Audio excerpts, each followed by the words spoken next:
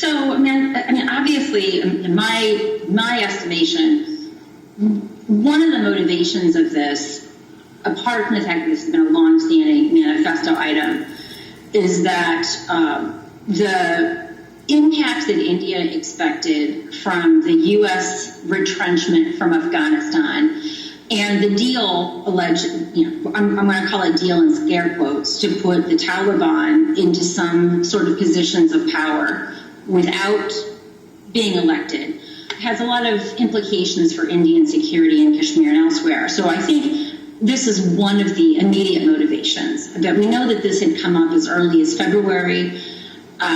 We also know that India was quite discomfited by Trump's repeated offers of intervening. So I think that this has been on the BJP's strategic to-do list for some time. For example, it's always been in their manifesto, going back to the earliest manifesto I saw was 1996. I'm sure it predates that as well. But I think the immediate timing can be explained by the anticipated American rapprochement with the Taliban and the implications for India, as well as Trump's interference.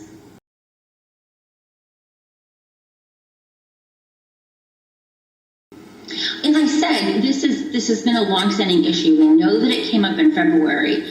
So I think, if the dependent variable is why did it happen now, right? All of the other issues are very structural, right? They're, in terms of it's been on their agenda.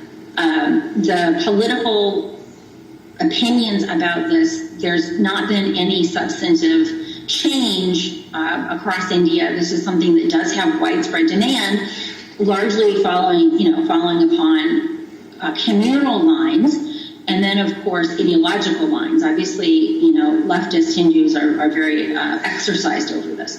So if you look at what's changed, the only thing that has changed is that the very clear emergence of some kind of a deal that will put the Taliban back in some degree of power, and more importantly and most immediately was, I think, the disaster that happened during Imran Khan's visit, when Imran Khan was not only able to link Kashmir to Afghanistan. By the way, the Taliban had protested this, but also when President Trump visibly lied about President Modi requesting him to intervene. So those are the only two things that happened that can explain the timing of this, which, as I said, has been a long-term goal of the BJP.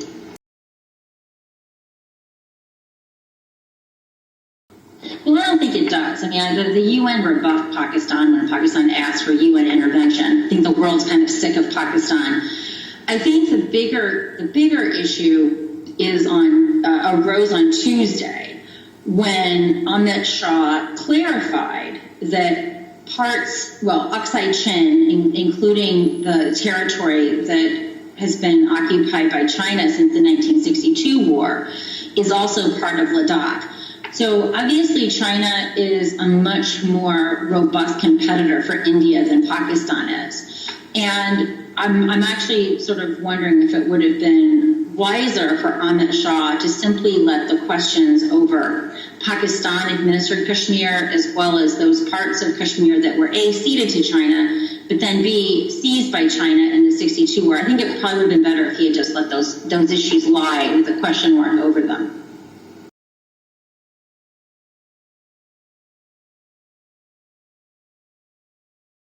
Well, mostly it's an own goal, right? Because it hurts Pakistan more than it hurts India. India doesn't need trade with Pakistan. And as far as downgrading diplomatic ties, I have argued for years that India should have done that ages ago. So again, I mean, these are mostly the vituperations of a country that can't do much.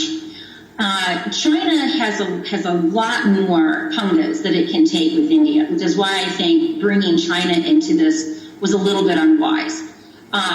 So far, this government doesn't seem terribly vexed at China's exertions of protest.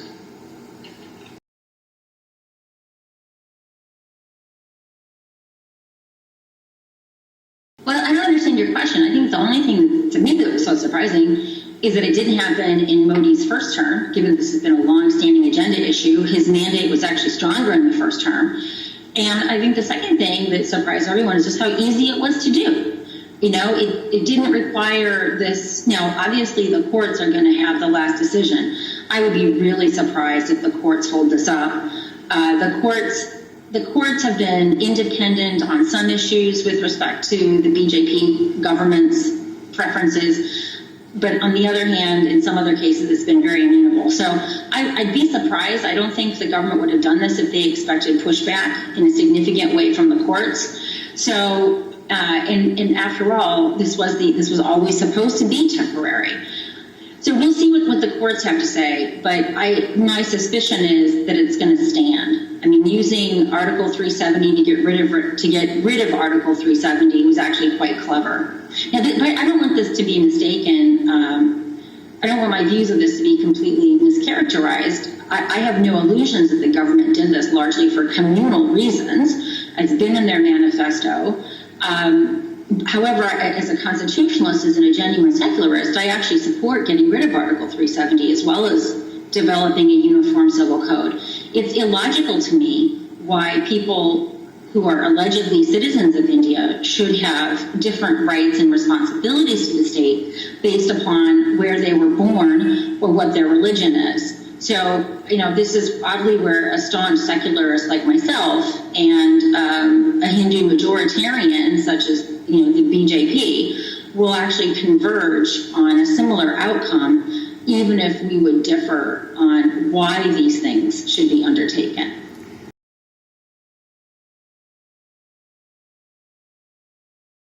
Just changing the constitutional dispensation doesn't change the political challenges. And another reason why I support this move is that now that the government there's no way that the government can say that these are not full franchised citizens, right? It no longer has a special status. So it's going to be incumbent upon the government to treat them as such, right? India has had a very long history, and I'm not going to shy away from it, of brutality in the region, of human rights abuses. Now, a lot of this, unfortunately, comes about because of policing and because of the counterinsurgency grid that India has to maintain because of the constant threat from Pakistan.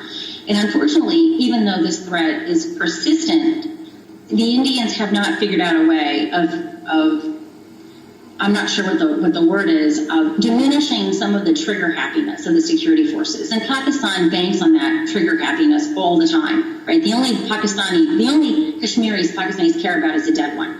So simply changing the constitutional dispensation doesn't mean that overnight the problem is solved. Now, right now, there's 5 or 6 districts that have been staunchly opposed to being a part of India, 6 out of 22. There is the real chance that displeasure with being a part of India expands to other parts of other parts of Kashmir. Ladakh is going to be very happy with this. Most of Jammu is going to be very happy with this. Kargil will probably want to join Kashmir. I expect to see some petitioning from Kargil. So the only geography that's really going to be in play is the valley. But that's also the geography where Pakistan has most ability to create a lot of problems. And for the very reasons that motivated this change, which is danger coming out of Afghanistan, there's all likelihood that danger, in fact, may be accelerated, right, because of this constitutional change. So my only concern is that I hope that if your only goal was a communal party political manifesto item being ticked off, then all things will this will likely be an exacerbating move on security. But if this is genuinely part of a larger program to help bring development and stability and security to the region, then this is a necessary but insufficient condition to make that happen. It really hinges upon whether or not this is just a party manifesto item being fulfilled, or whether this is a part of a larger suite of policies intended to generally mainstream, particularly Kashmir.